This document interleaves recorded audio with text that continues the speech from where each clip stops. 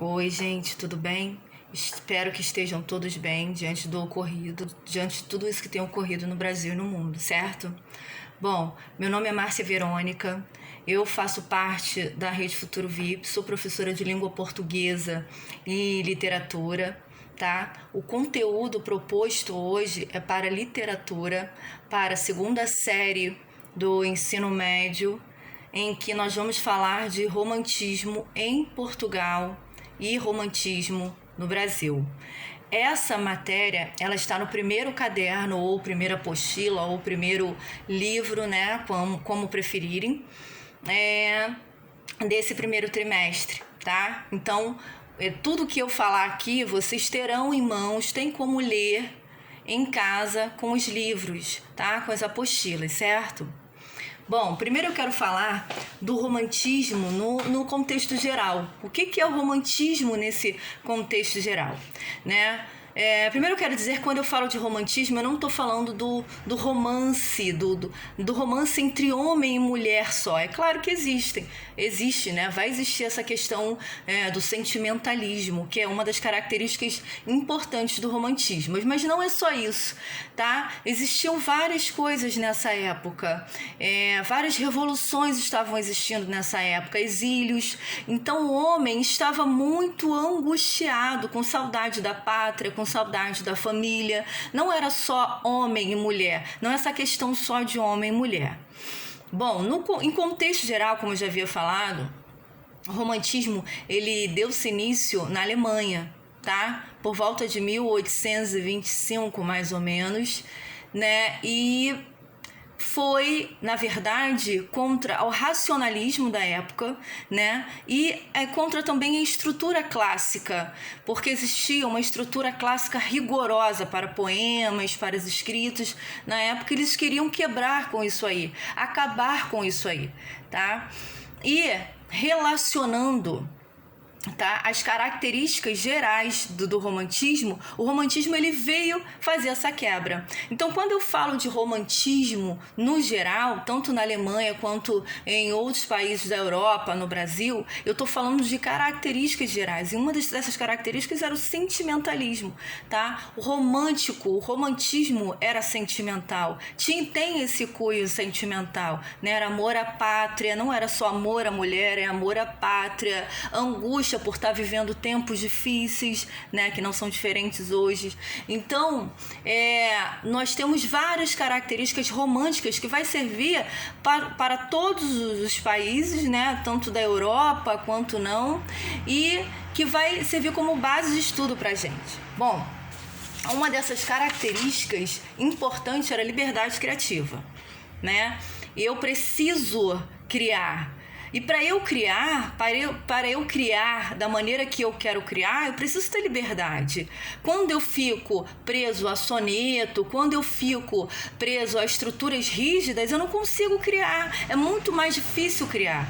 Então o romântico, o que ele faz? Ele traz, né, como estrutura isso aí, como característica geral, isso aí, eu preciso. É claro que lembrando que alguns escritores, isso em qualquer estilo de época, tá? Que alguns escritores, e é lógico isso, eles nem todos utilizavam essas características. Alguns fugiam e continuavam escrevendo sonetos, preferiram na época escrever de maneira mais clássica, é claro, mas no geral, né, essa liberdade criativa tinha a ver com isso aí, com essa estrutura, tá? A maioria queria essa quebra de estrutura rigorosa, né? Queria uma liberdade artística maior.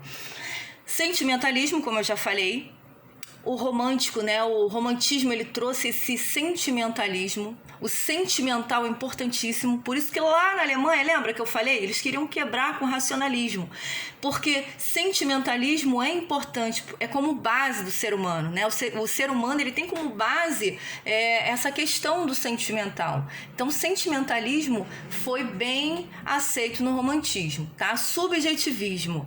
Bom, eu não quero ser tão racional, eu preciso saber o que está acontecendo comigo? O que está acontecendo no meu interior, né? Quais angústias vividas por mim? O que eu tenho vivido? Quem sou eu, na verdade? Então, o romântico era bem subjetivo, porque ele precisava se encontrar. Ele precisava saber o que estava acontecendo. E com isso a gente precisa ser o quê? Subjetivo, a gente precisa refletir, a gente precisa saber o que acontece com a gente, dentro da gente, tá? Por isso que o romântico ele era bem subjetivo. Bom, idealismo. Eu preciso de ideais para viver. Eu preciso de ideais para viver. Eu preciso de algo que me faça tornar vivo. Então, o romântico, ele tinha como característica o idealismo. O que eu preciso fazer? O que é necessário fazer para uma mudança? Né? Lembrando que nós estávamos numa época de revolução. A Revolução Francesa acontecia nessa época, né? Várias revoluções aconteciam nessa época. Então, imagina como um homem estava, né? Nós vivemos no mundo hoje com conflitos. É complicado. Não tem muita diferença se você for analisar do estilo, né, de época romântico. Então, eu preciso do quê? Do ideal para continuar vivendo, né? Eu preciso de uma busca, né? E além disso, eu tenho a evasão, eu tenho a fuga. Por quê? Justamente por causa de tudo que está acontecendo. O mundo está se acabando, está tudo acontecendo nessa época, várias revoluções. Então eu preciso o quê? Me centrar. Eu preciso o quê? Estar dentro de mim, olhar para mim. Por isso subjetivismo. Eu preciso parar e ver o que está acontecendo. E o romântico é isso, né? O estilo de época romântico é isso aí. Eu preciso estudar o que está acontecendo. Não é só fora, é em mim. Por isso essa evasão, por isso essa fuga. Ele fala dessa fuga. Né? Bom, falei um pouco desse contexto geral e lembrando, gente, que a literatura ela tem uma ligação muito grande com a história. Então, toda vez que você vai estudar um estilo de época, é importante estudar um pouquinho de história para saber o que estava acontecendo, qual era o conflito daquela época, por que o ser humano ele estava tendo essa tendência à mudança, por que o estilo de época estava mudando, né? Qual era a perspectiva do autor, do escritor daquela época. Lembrando que cada um é diferente de cada um. Né? Não são iguais, não tem estruturas iguais, né? A liberdade, olha a liberdade criativa, né? Criar é ter liberdade. Então, é necessário esse estudo da história. A história ela precisa vir contextualizada com a literatura para que vocês entendam. Então, dê uma olhada no que acontecia nessa época de 1800, finalzinho do século XVIII, tá? Início do século XIX, que dá-se início ao romantismo. Tá bom? Dá uma olhada nisso aí. Bom, eu tenho, então, que é o nosso foco, né? Agora é o romantismo o quê? Portugal. Eu tenho romantismo em Portugal e eu tenho romantismo no Brasil. Bom, o romantismo de Portugal, o romantismo do Brasil, ele não foge muito a questão das características gerais, né? Que é o sentimentalismo, que é tudo isso aí. Eles não fogem muito. É claro, nós precisamos entender que cada país passava por uma determinada, vamos dizer assim, mudança, né? Cada país passava por uma determinada mudança nessa época. Por exemplo, eu tenho Portugal, né? E eu tenho o Brasil se tornando independente, 1822, né? Romantismo, Brasil se tornando independente. Dom Pedro decide deixar o trono no Brasil e ir para Portugal, tá? Imagina o que estava acontecendo nessa época. Bom, tanto no Brasil, né, tanto em Portugal como no Brasil, eu tenho 3 gerações, primeira, segunda e terceira, tá? Tanto em Portugal como no Brasil, eu tenho 3 gerações. A primeira geração é uma geração nacionalista, tá? Uma geração que vai exaltar o quê? A pátria. Em Portugal, eu tenho como escritor importante Almeida Garrett, né, com Camões, escreveu Camões, importantíssimo, em 1825, mais ou menos o 826. Eu tenho Alexandre Herculano e eu tenho Antônio Feliciano, escritores importantes, né, nessa primeira geração. Na segunda geração, que é a geração dos excessos românticos, né, desse ultra-romantismo, eu tenho Camilo Castelo Branco. E na terceira geração, que é uma transição mais realista, né, é ligado mais ao realismo, eu tenho Júlio Diniz. Né? E nessa terceira geração eu tenho as causas sociais como importantes da época, certo? Gente, lembrando que na apostila de vocês, no livro de vocês, eu tenho poemas, tá? Eu tenho partes de livros importantes de cada escritor. Procura conhecer. Isso é importante para vocês, é importante para a carreira de vocês, é importante para a vida de vocês, certo? Então procure, tudo que a gente vai falando, dá uma lida porque vocês têm tudo em mãos, tá? Vai ser importante estudar isso aí. Tem os poemas, né? Eu não tô citando o poema, até porque a gente tem pouco tempo aqui, mas vocês têm tudo aí. Então é importante que vocês leiam, tá? Bom, a gente falou um pouco de romantismo, né? Do romantismo em Portugal. Agora nós vamos falar um pouco de romantismo no Brasil. Bom, eu posso dizer a vocês que é a primeira escola, o primeiro estilo de época no Brasil. Por quê, Márcia? Porque o Brasil se tornava independente nessa época. Eu tenho o Brasil como país independente nessa época. Então eu tenho aí, na verdade, né, uma diferença de Portugal. Nessa primeira geração, que é a geração nacionalista que estava acontecendo, eu tenho uma geração que vai buscar o quê? O nacionalismo brasileiro. Eu preciso resgatar aquilo que é nosso.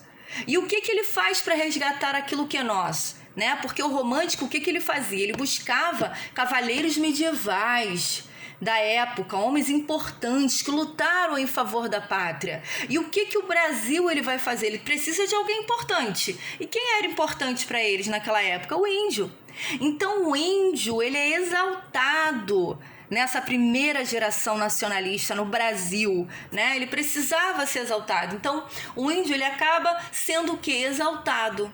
E quando o índio é exaltado, quem mais é exaltado? A natureza, né? O Brasil é dotado de uma natureza imensa, linda, maravilhosa. Então, nessa primeira geração nacionalista no Brasil, eu tenho essa exaltação, o que é belo na natureza, eu tenho essa exaltação, o índio é colocado como nosso cavaleiro, né? Como aquele que nos protege, como aqueles que vai à frente da batalha, isso é importante, né? Eu tenho como característica nessa época, dessa primeira geração, o quê? Uma identidade brasileira, eu preciso de uma identidade brasileira, e uma coisa que tem que ser falado, nessa época tinha aversão a Portugal, vocês já sabem por quê, né? Brasil se tornando independente. Eu vou continuar, né? Não, eu quero o quê? Eu não quero esse país mais aqui, eu não quero nada que venha deles, né? Então, o Brasil começa a tomar aversão a tudo que vem de Portugal, né? Exaltação, como eu já falei, da natureza, o índio como herói. E foi uma época importante no Brasil, né? Essa primeira geração romântica.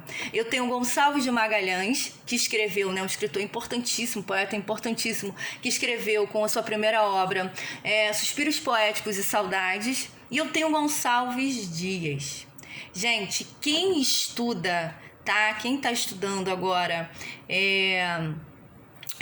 redação, produção textual, a gente tem uma parte no livro que fala sobre a intertextualidade. Eles pegam esse poema e você vai ver que durante o tempo muitos escritores pegaram esse poema de Gonçalves Dias, que é a Canção do Exílio, né, e fez meio que uma brincadeira, utilizou como sentimental, como realidade da época. E esse poema, nessa primeira estrofe, ele diz assim, ó: minha terra tem palmeiras, onde canto sabiá. As aves que aqui gorjeiam, não gorjeiam como lá. Olha aí, a saudade da pátria, a exaltação da pátria nessa primeira geração nacionalista com Gonçalves Dias em Canção do Exílio, tá? Importantíssimo isso. Bom, na segunda geração existia um mal do século na época, né? E essa segunda geração até foi chamada disso, que era, na verdade, a tuberculose. A tuberculose estava matando muita gente, inclusive escritores, poetas importantes morreram bem novinhos justamente por causa da tuberculose, tá? E foi uma época difícil, foi uma época sofrida, uma época angustiante. Lembrando que muitos escritores, tá, gostavam de sofrer, gostavam dessa época para poder escrever, né? Eles conseguiam aquele embasamento para a escrita através do sofrimento, e eles gostavam. E a maioria se envolviam com mulheres que não podiam tocar. A mulher nessa época da segunda geração, que é chamada de segunda geração, né, mal do século, ou byroniana, que vem de Lord Byron, um inglês, né, que é um inglês ultra romântico, que fala de todo esse sofrimento, essa angústia, né, que também é chamada de geração byroniana justamente por causa de Lord Byron, tá? E essa geração, a segunda geração, é uma geração sofrida, tá? Eles gostavam de sofrer, o sentimentalismo era exagerado, a mulher era inacessível, era quase um anjo para eles, né? As mulheres não podiam ser tocadas nessa época, na verdade, eles gostavam daquilo que não podia, né? Mulheres casadas na época que não poderiam ser tocadas, e eles queriam justamente se apaixonar por essas mulheres.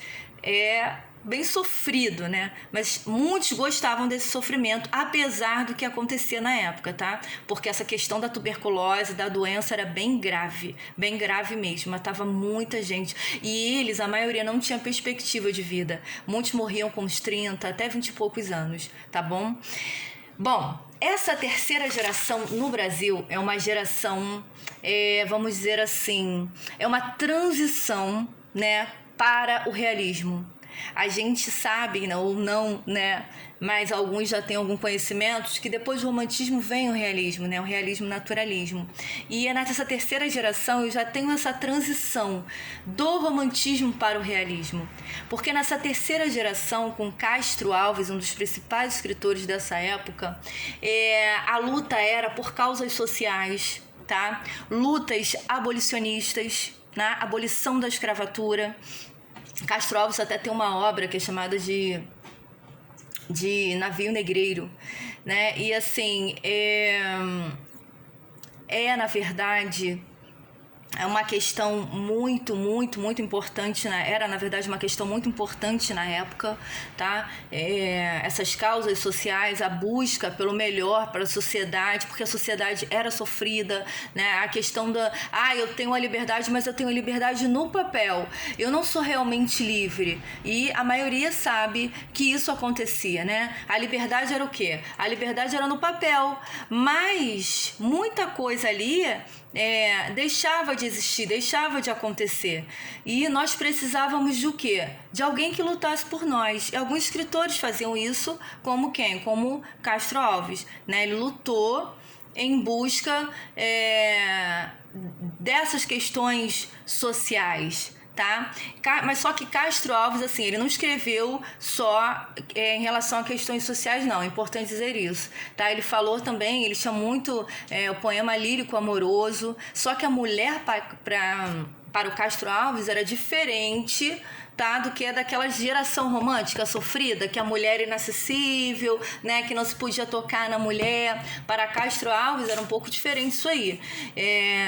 A mulher já era acessível, tá? Ele já podia tocar na mulher, a mulher não era endeusada como na segunda geração, né? A mulher na segunda geração era uma deusa, era um anjo, diferente da terceira geração. Como eu já disse, a terceira geração já é uma geração mais o quê? Uma geração realista, né? Mais voltada para a realidade, daquilo que havia, né? Do que se havia sofrendo naquela época. Gente, então, recapitulando, fazendo um resuminho básico, tá? Essa nossa aula, ela foi voltada para o quê? Para o romantismo em Portugal e o romantismo no Brasil. Lembrando que o que eu falei aqui é preciso ser estudado, tá? Vão buscar mais, não fiquem só nisso. Busquem mais informações para vocês. É importante estar estudando, sabendo mais, buscando mais, principalmente alguns escritores que foram citados aqui, certo?